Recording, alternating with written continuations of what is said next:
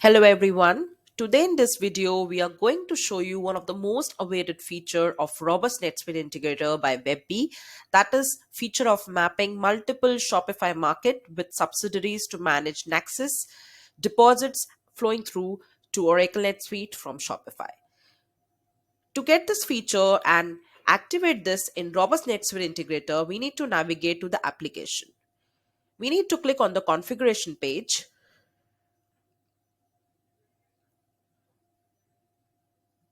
Expand the app settings, need to scroll down to the first feature, that is of subsidiary.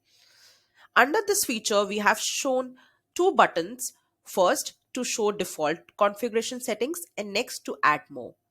Since we have already added one of the Shopify market, to make it easier, we are going to add one more market so that we can differentiate between the default settings and the common settings of different Shopify markets. Let's click on add more. Select a Shopify market, let's say United Kingdoms. Submit. Once done, it will show you a success message. By default, when you see a blue button, this will show the active default settings that you have created in the initial stage. If you click on the show button and it will go green, this will show you the settings of particular Shopify market that has been linked in the configuration page.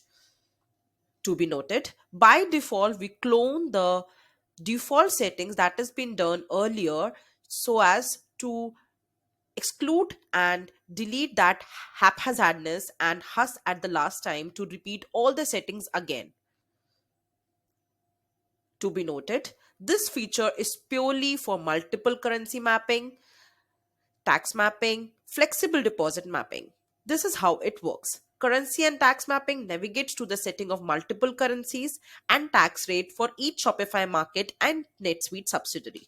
Deposit mapping actually streamline your deposit management by making them effortlessly to respective Shopify market and NetSuite subsidiary.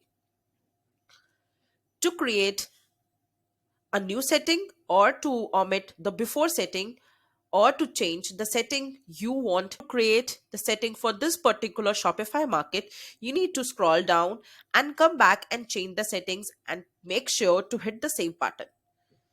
So this is how this functionality actually works. If you go back up again and click on the default settings, you'll be scroll back and resume back to the default settings you were using earlier. So this is how this functionality actually works. Thanks for watching.